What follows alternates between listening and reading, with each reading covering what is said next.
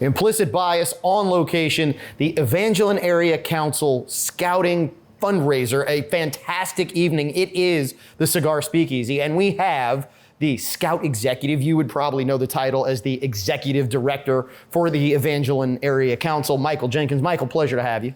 Come on, it's always a pleasure of mine to be with you and be on Implicit Bias. You know, we absolutely love what Scouting does and what Scouting teaches because it is near and dear to what we do at Implicit Bias, which is that rugged individualism, American exceptionalism, and it doesn't mean that we're necessarily better, it just means that we're different. And Scouting helps young people, especially in today's age, when everybody's walking around with a tablet, with an iPad, with whatever in their hands, to understand that, you know what, we can live outside of that and we can do a lot of what we rely on others for.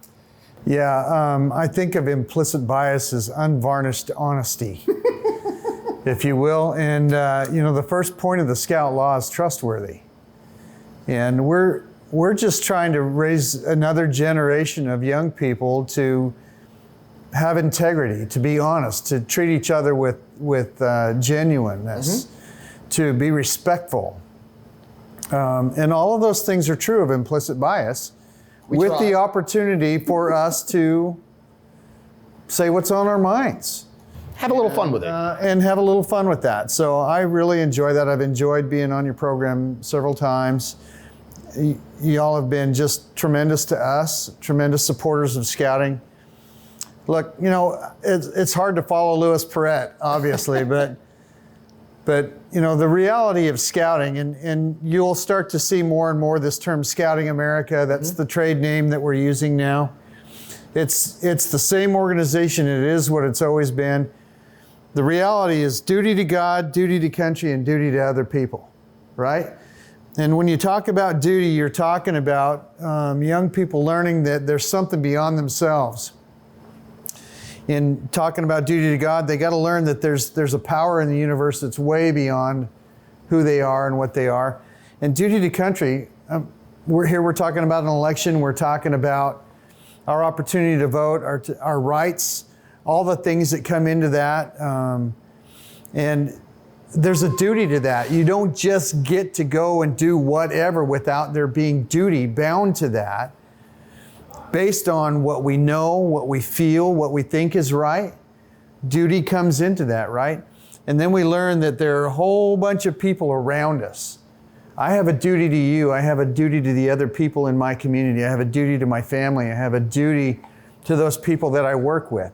I have a duty to this country to be a good citizen and to do everything that I think I can do to support the community. So duty is a really, really important word in Scouting.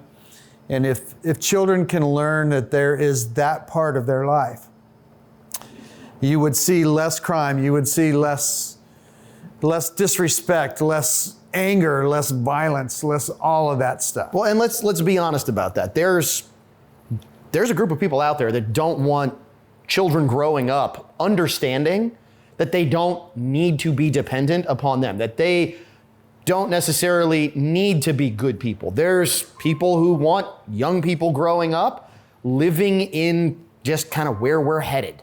Yeah. As opposed to those children who are going to stand up and do what's right, that are going to have a duty for God. You've got those people out there. And this, which is one of the reasons why we've always been such big supporters of Scouting, this helps teach the antithesis of that. This teaches we need to be responsible. We need to do things that help other people. We need to be altruistic. We absolutely need to be respectful of others. On the same hand, though, we need to be respectful of self. Of ourselves. There is a duty to self that's in all of that. And people have to learn that they are actually important.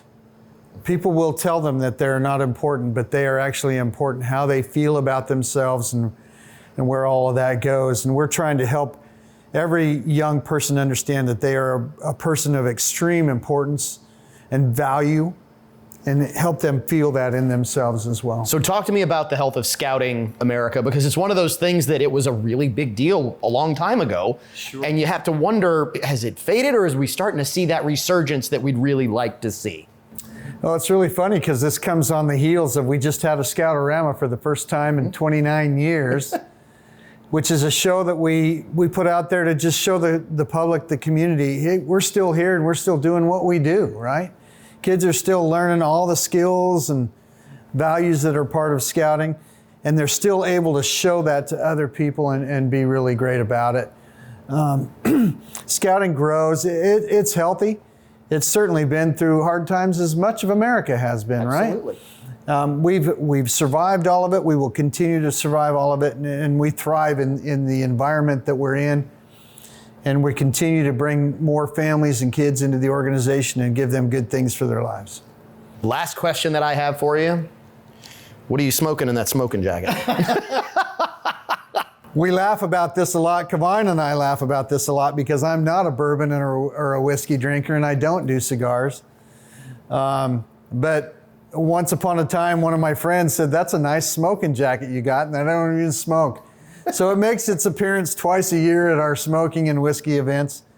It's one of my favorite jackets. It's just fun to wear. It's kind of cool, and it shows my personality a little bit too.